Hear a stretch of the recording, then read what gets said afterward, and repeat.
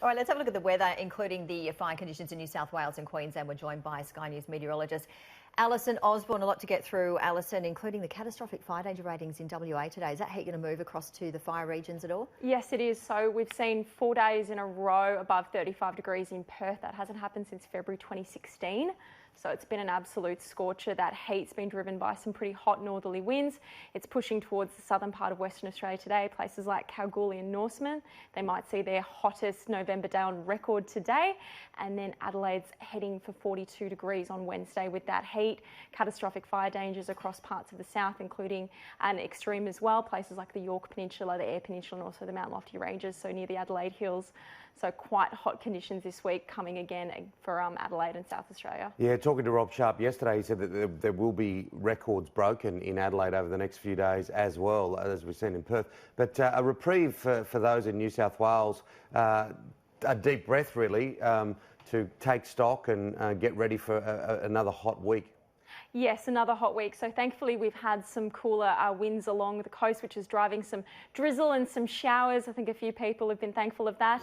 It won't be much by the end of today, up to 5 millimetres from border to border for those coastal regions, but some relief in terms of just dangerous fire conditions. Further north, however, it will be quite windy, particularly in the Armidale region today. So we're still seeing severe fire dangers for the New England area today and other parts of the north. What is happening in terms of the fires? Do we have any emergency fire warnings, watch and acts? What's the situation? At the moment, we are good with no emergency warnings. There were 2 in Queensland yesterday, both currently at a watch and act in the Darling Downs, and it's very much the greatest area of fire risk today.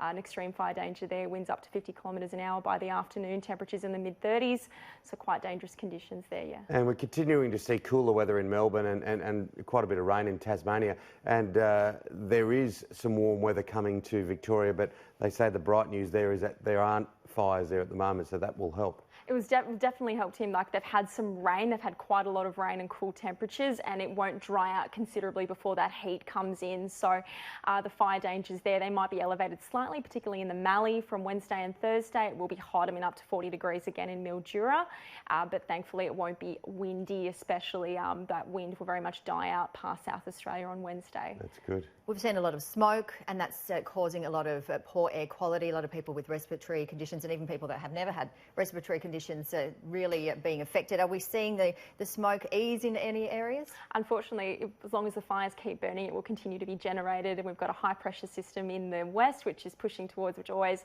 traps smoke, and the winds are just competing at the moment. You've got sea breezes that might push it one way in the afternoon, and then in the evening they'll start pushing out towards the coast. So depending on where you are, most of the New South Wales coastal districts will continue to see smoky conditions for the next few days. I am far from a meteorologist, but it is extraordinary to see the pace in which the smoke goes. Like, just driving across the city the other day, the city was all clouded and it was driving towards where the bushfires were, and it had cleared up because of the wind, just like that. Absolutely. So the sea breeze is pretty powerful, especially in light winds this time of year. So as soon as that sea breeze kicks in, particularly along Sydney and also places thankfully like Taree and Port Macquarie, the wind just very quickly pushes west, and then if there's nothing else to generate it in that area, it just goes. But then as soon as the winds change in the evening, back it comes.